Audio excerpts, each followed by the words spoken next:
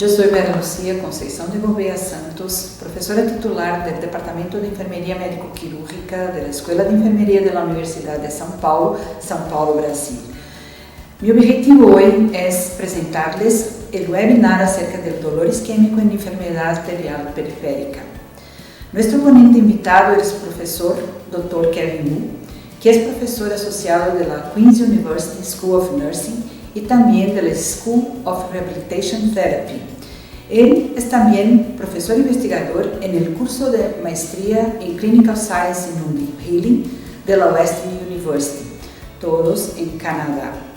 Este webinar es promovido por el Grupo de Investigación en Estomaterapia, REPET, coordinado por la profesora Dra. Paula Nogueira y por mí, acreditado por el Consejo Brasileño para la Ciencia y Desarrollo Tecnológico, CNPq, y además del Programa de Posgrado en Enfermería en la Salud del Adulto de la Universidad de Sao Paulo, de la Escuela de Enfermería de la Universidad de Sao Paulo, el PROESA.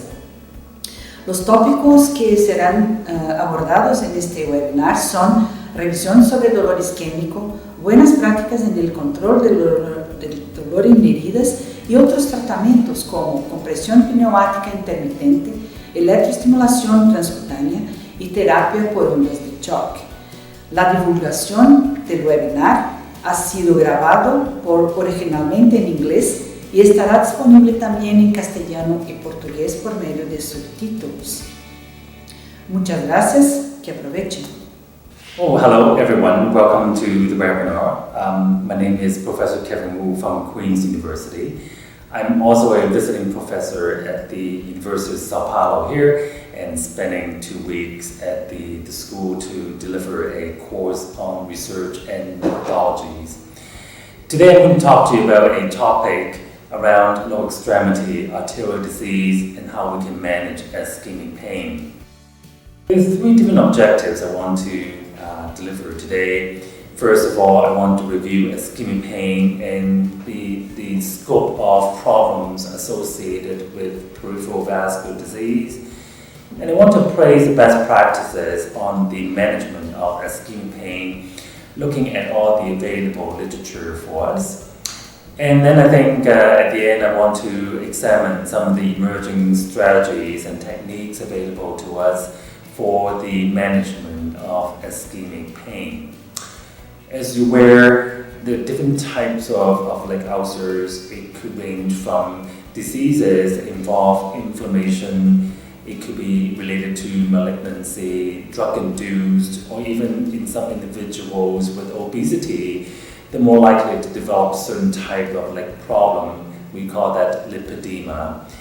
And when you look at the different types of lower extremity ulcers and diseases, the most common problem that we come across are venous insufficiency related ulcers or venous leg ulcers.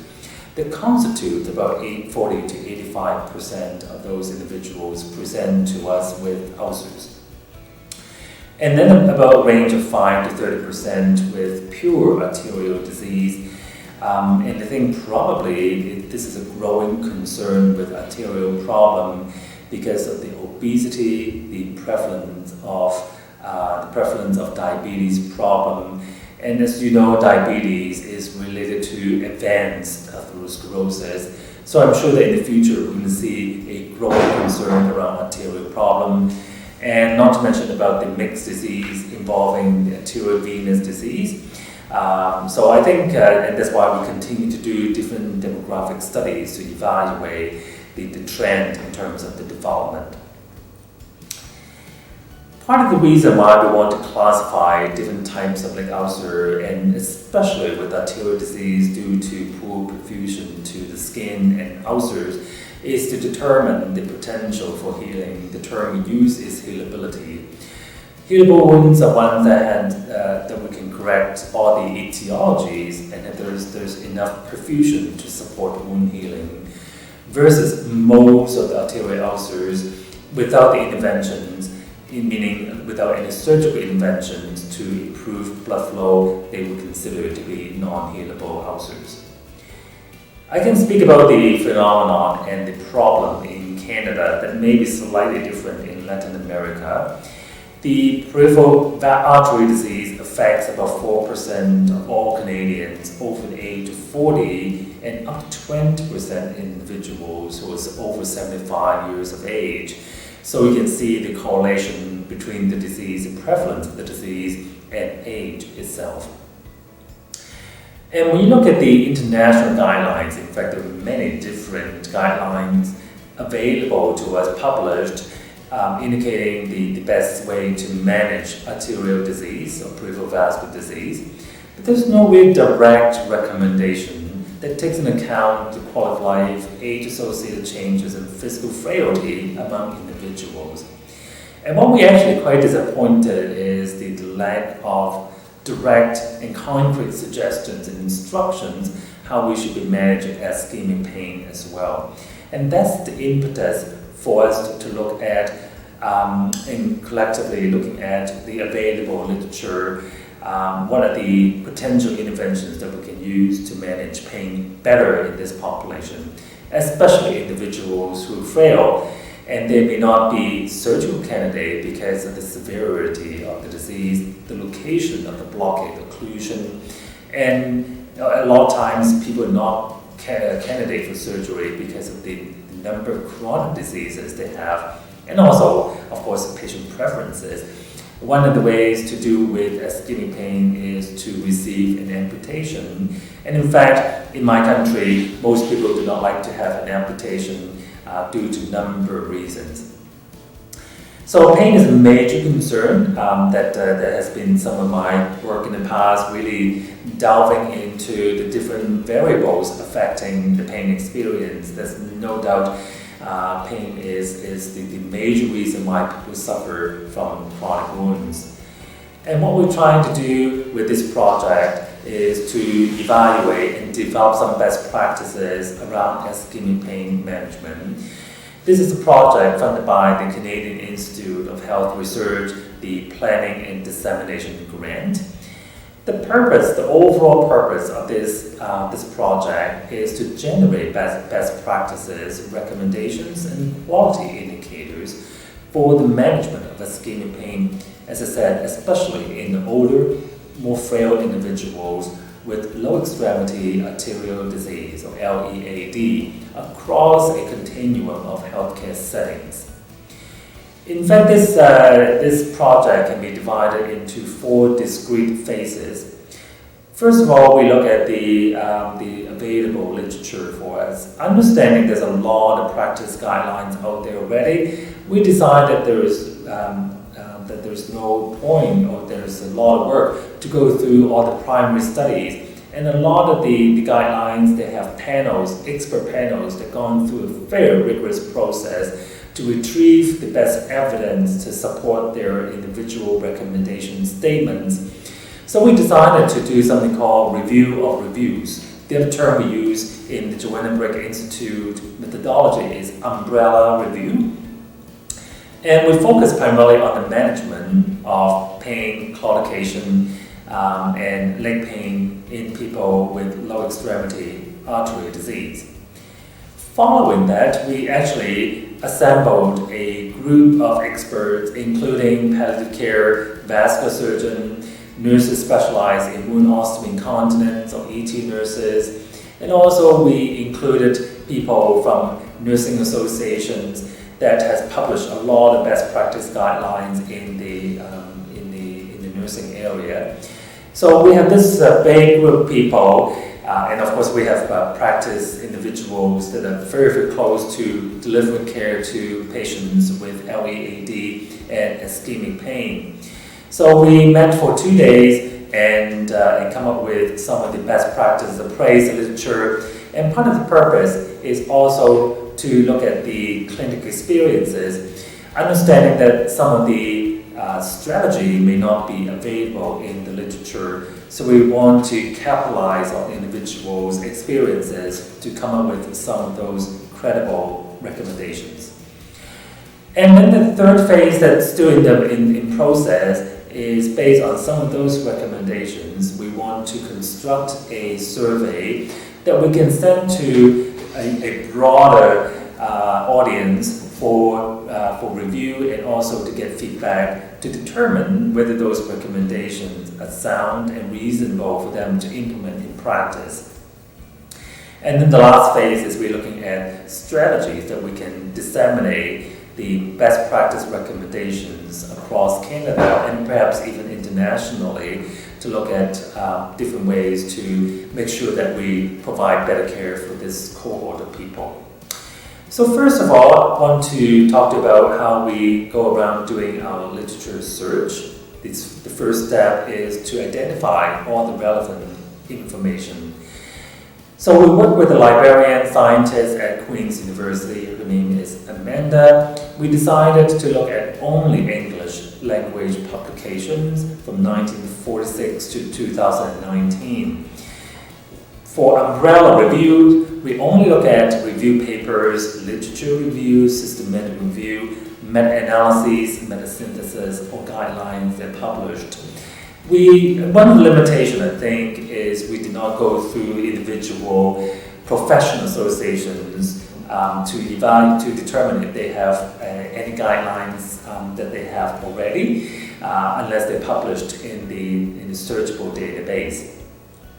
So we use a number of terms. It could be ischemic pain, including PAD, peripheral artery disease, and claudication.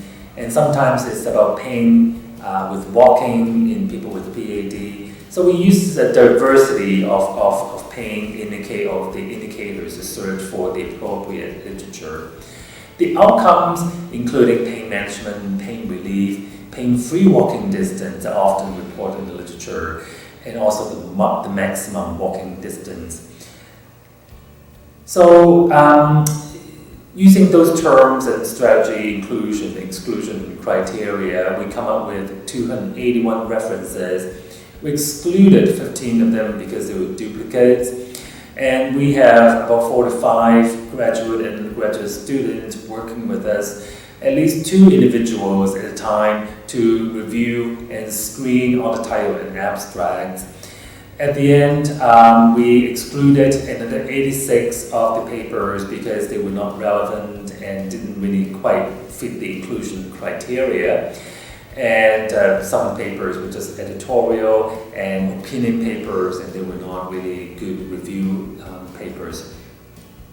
So, and I think this is, and then of course we go through each individual paper with at least 2 reviewers and assessors to extract all the information in tabulate in a table in order to do better summary. So this is a prisma diagram to indicate the step-by-step how we over time eliminate some of the irrelevant information and papers. At the end, we come up with the 93 studies in this umbrella review. So let's get to some of the key recommendations here. The first thing we want to make sure people are doing when they come across any individuals with ischemic problem or even with the peripheral artery disease is to make sure that we conduct a comprehensive review, including the medical problems, social history, and the lifestyle history, and of course the symptomology. So for anyone over 50, there should always be a question to make sure that they don't have any symptoms in relation to PAD. And that's consistent with number of guidelines because you may think 50 years is pretty early, but a lot of times atherosclerosis and PAD can occur as early at that age. And we recommend the importance of family history, smoking, any history of high lipid, hypertension, and also diabetes. And of course, diabetes is a very important indicator for peripheral vascular disease. Understanding that the diabetic foot ulcer occurrence, the key risk factors are 2 major ones, including the loss of protective sensation due to neuropathy or because of vascular problem. And from our study that we have identified in a database that we use through the Institute of Clinical Evaluation Science, that with the 200,000 individuals in in that database that the mortality within 1 year post-amputation could be as high as around 30 to 35%. In 5-year time, the mortality raised to about 60%. So that's a very deadly, very high mortality-related disease condition. The other recommendation is, other than taking a good history, is the importance to clinically do a proper evaluation and assessment. And of course, in the literature, it's not extremely clear what's the best way to approach. We include a number of parameters using the Berger's test to evaluate any dependent ruber problem that usually indicative of a circulation issue.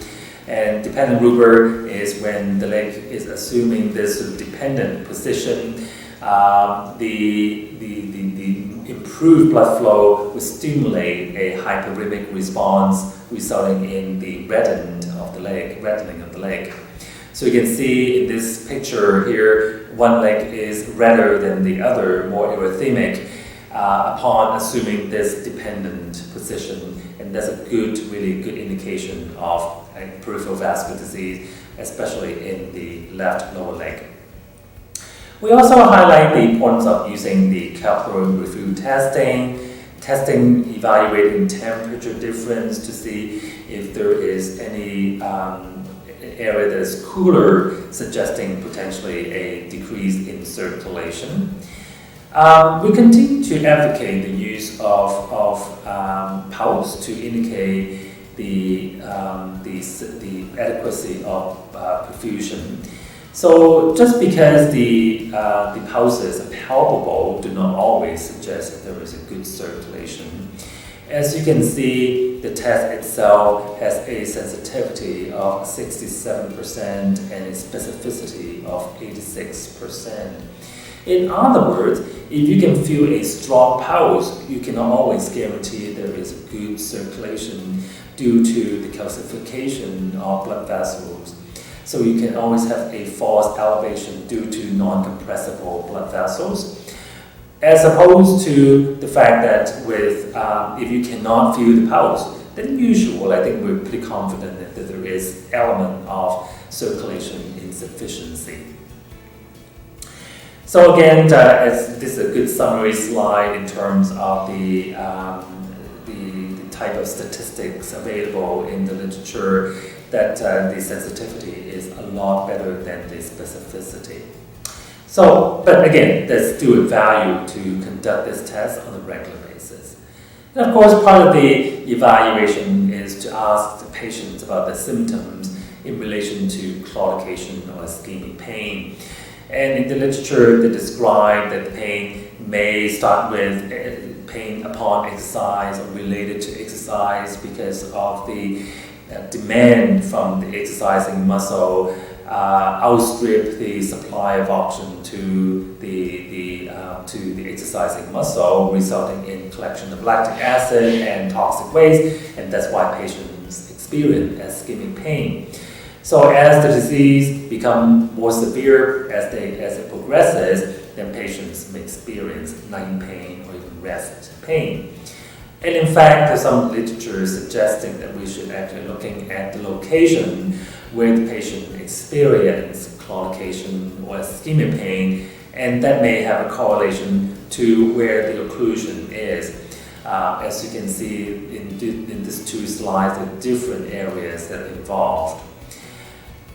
So I think the pain also could be related to the ankle brachial pressure index, which is a screening test to evaluate the severity of ischemic problem.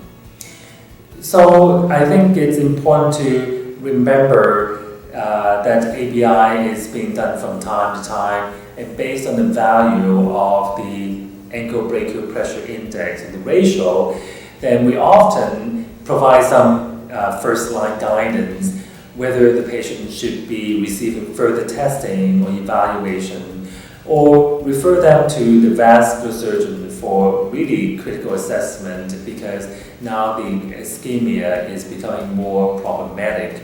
So we call that critical ischemic limb. And for people not familiar with ankle brachial pressure index, it is a very useful tool recommended by all vascular societies and guidelines. Basically, you obtain the blood pressure in the arm around the brachial area compared to the blood pressure in the ankle. So usually what we expect to see is about 1. So the blood flow, the systolic pressure should be the same. There's a high limit, it's about 1.3. Beyond 1.3, again suggesting there may be a atherosclerotic or calcification of the blood vessels, or false elevation. So if the ABI is below 0.9, there's usually an indication there is arterial compromise. But we often say that if the circulation is 0.5 to 0.9, there should be enough blood flow to support healing. So this is a nice little diagram to show you how we obtain the ankle brachial pressure index. And now I think there is increasing attention to not just focusing on the value itself, but also focusing on the waveform. So if you listen to this,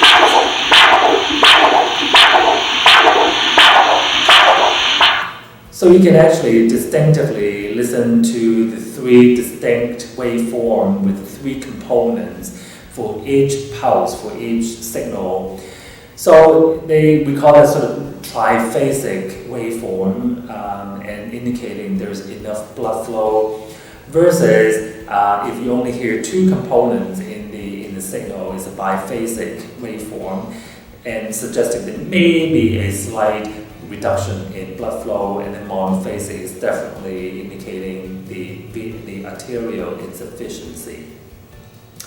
To circumvent or to increase the diagnostic accuracy, we often obtain the total pressure as well, the total brachial index. And of course, now we're applying the blood pressure cuff around the toe to obtain this pressure. And this is a summary table to indicate the reference values for the ankle brachial pressure index versus the toe pressure index. And usually we prefer to see value for toe pressure from 0.4 to 0.7 to suggest enough blood flow for healing. And of course, arterial perfusion and other type of skin perfusion scanning is available for us. This is something that is available to North America using a handheld device. Basically what you see here in red discoloration under the near-infrared scanner, indicating there's a lot of oxygen-rich blood that is perfusing the area. So indicating, well, there's enough oxygen, enough blood flow to support wound healing. And this is a very interesting case that I used from my colleague in British Columbia, Rosemary Hill, and comparing the picture using the infrared, the near-infrared scanning machine, comparing before and after compression. What you see here before compression, because there's massive edema, all those edema fluid in the interstitial space is compressing or sitting on the vascular bed, compromising blood flow. And you can see that under the scanner is a lot of blue discoloration, indicating there's lack of oxygen basically. After compression, now you can see that this increase in perfusion, increased oxygen delivery. Now you can see more red color, which is good. So again, this is a good point about why we need to focus on, bring attention to the fact that compression may be valuable, may be useful for the management of people with even with arterial disease, if they have edema problem. So other more invasive testing may include magnetic resonance, angiogram, the MRA, or CTA, using CT technology to visualize the structural aspect of the blood vessels. And of course, the gold standard is looking at the angiogram, putting dye into the patient to evaluate the blood flow. And again, obviously, it's not appropriate for every individual. That's why it's a combination of maneuvers in a toolkit to arrive at the correct conclusion. The other thing I think we need to think about is, especially for people with arterial, like ulcer, is the angiosome concept. The angiosome basically is a three-dimensional mapping describing the blocks of tissue being perfused by the different branches, the blood vessels that branch off from the key vascular supplies in the lower extremity. As you can see, there are actually 6 discrete geographical locations. So yes, you may have a good ankle brachial pressure index because you're looking at the anterior tibial artery. But if you look at the heel area, if someone got an ulcer, you may not have enough blood flow, or you may have a blockade or occlusion in the calcaneal branch, and that's why those wounds may not heal. And more recently, the Vascular Society across the globe, whether it's European or in the United States, they promote the Wi-Fi risk assessment tool. Wi-Fi stands for wound ischemia and foot infection because those are the 3 parameters that we evaluate using this tool. In fact, there is an app that is downloadable and to facilitate the calculation of the score. So based on the scoring, then we can stratify at-risk individuals who may develop ischemic limb and they may actually end up with amputation. So we look at about 6 parameters, looking at the ulcers, the presence of gangrene, the ABI value, the systolic pressure, the transcutaneous oxygenation, and also infection. So the next set of guidelines, we also look at the importance of systemic disease control, especially with diabetes. The A1C should be under tight control if possible. But the question is, for old individual, what is optimal control? 7 is not recommended because it's maybe sometimes too low, and we don't want individuals who are frail and older to develop hypoglycemic episode that predispose them to falling. So we need to look at smoking cessation program and weight reduction, whether it's diet control or exercising. Talking about exercise, one of the key recommendations from a lot of the guidelines consists in surrounding the importance of regular exercise. And in fact, using delivering a standardized exercise program to individuals with ischemia has been shown to reduce claudication and also improve the walking distance. So there's 2 different types of programs available. One is supervised by clinicians, by professionals, versus some of the research evaluated home-based program. So they instructed the patients with ischemic problem to do exercise on a regular basis. And I think in the literature so far, the supervised programs seem to work better. I think perhaps it is a way to improve patients' confidence and self-efficacy, the interaction with their healthcare providers, or sometimes they may have exercising group, may actually provide that psychosocial support milieu to facilitate the adherence.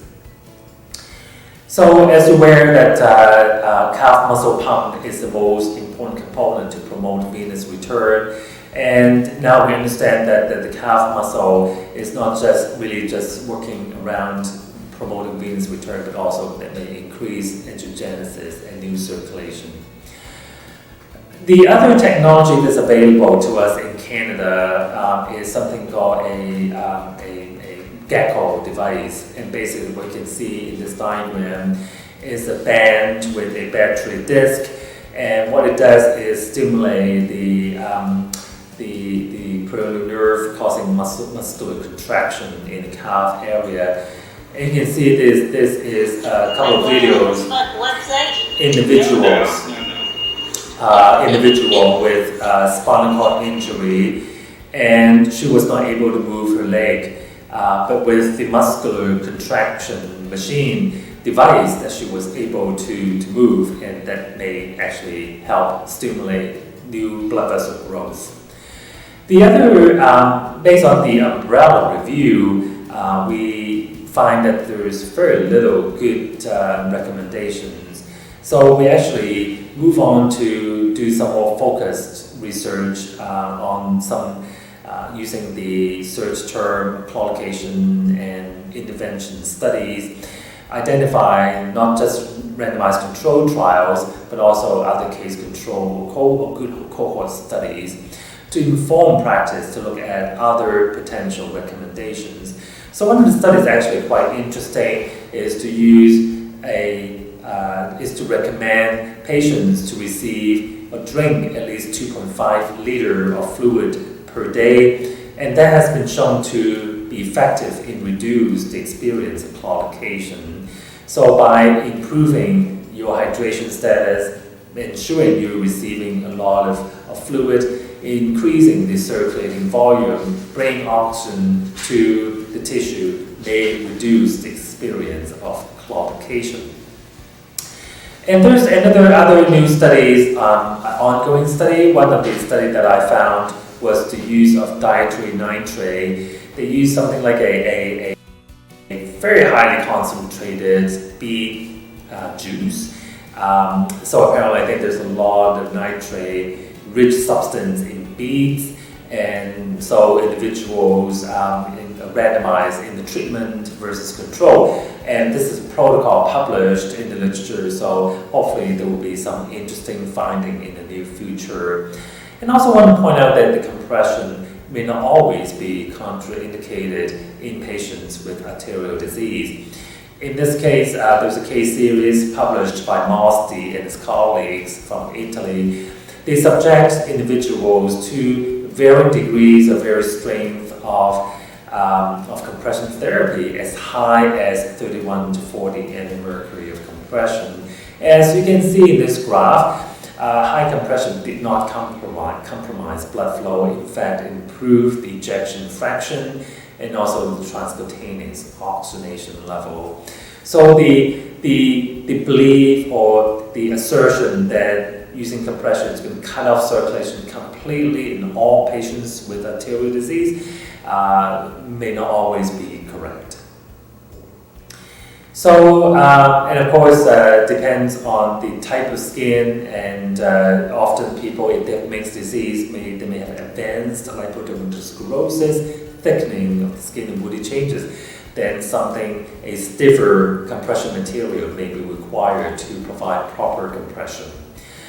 And another sort of interesting randomized control study that was published recently is to look at using unloading shoes to mitigate intermittent claudication. So I think that's actually a very important strategy that as nurses, as a non-pharmacological intervention that's very, very easy to use and to recommend to our patients. Basically a footwear that is not going to increase the stress on the lower leg muscle, and also it can reduce trauma. So I think that has two added benefits to appropriate footwear. Of course, there are long literature around the use of medication. We know that we need to address some of the key risk factors. So using lipid lowering agents. In the United States, they have cilostazol, a vasodilator. And there's some interesting papers or studies looking at antihypertensive medication. So some people think that, well, by lowering blood pressure, are you going to compromise blood flow? Well, no. In fact, you may actually improve circulation. And some of the studies that one of the medications that have been studied most is the ramipril, one of the medication in the ACE inhibitor class. Antiplatelet potentially can be helpful to reduce clotting, and aspirin has some anti-inflammatory property, and other anticoagulants are slightly less convincing, like clopidogrel and other antiplatelet medications, a fragment for that matter. Pentoxifylline is an inhibitor of platelet aggregation, some fibrinolytic property, and also it has the potential to reduce blood viscosity and improve microcirculation. That has been used quite extensively for the management of venous disease and potentially can be beneficial for individuals with arterial disease at the same time. Other type of medications, for example, prostacyclin for vasodilatation, and from our clinical experiences, we found that the topical nitrate may be helpful. But again, the science behind the use of topical nitrate is not very strong. It's difficult to see a randomized controlled trial at this point. What about analgesics?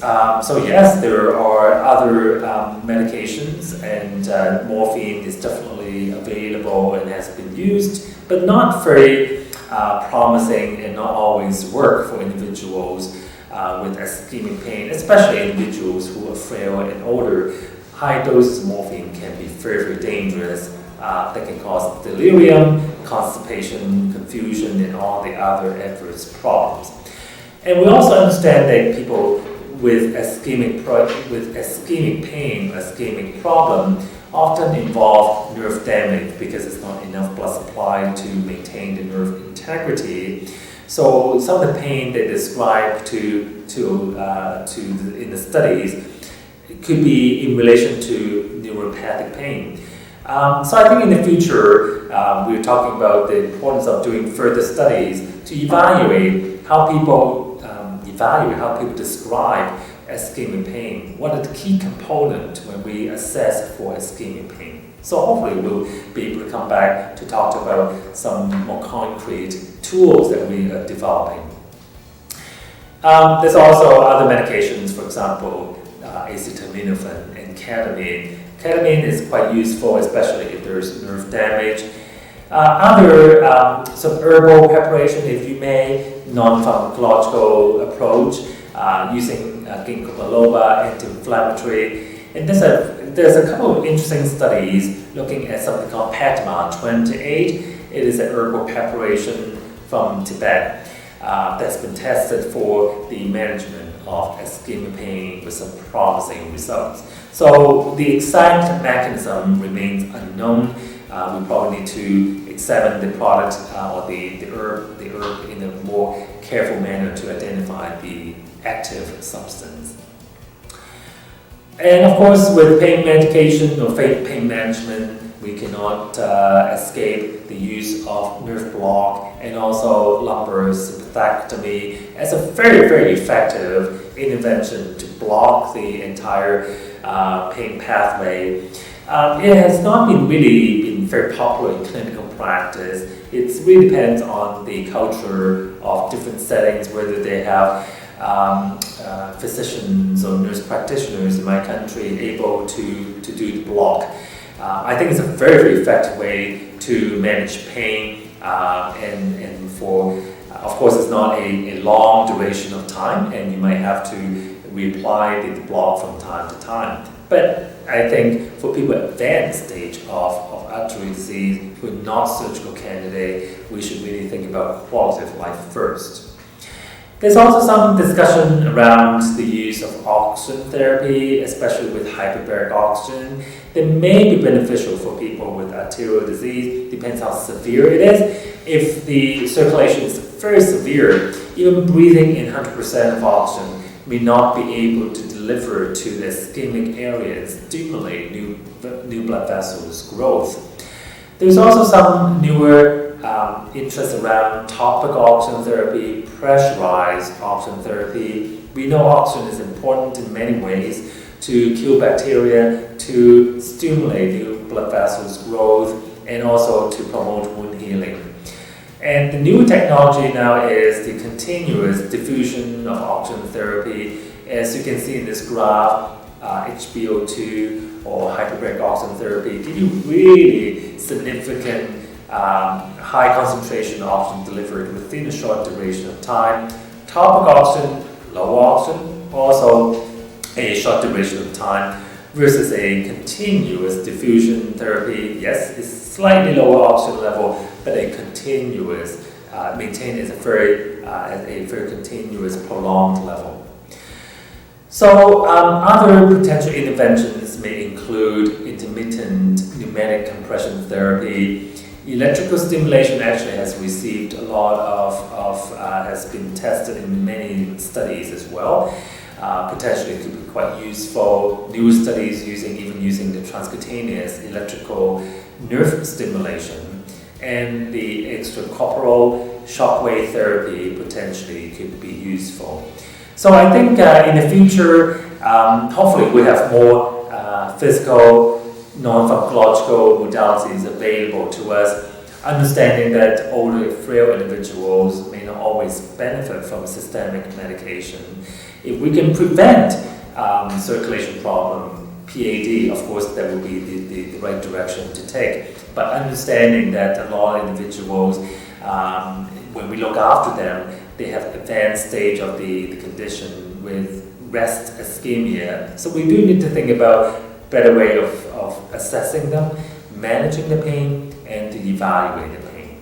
So I thank you for joining me for this webinar, and hopefully this is helpful to you in your practice in the future. Thank you.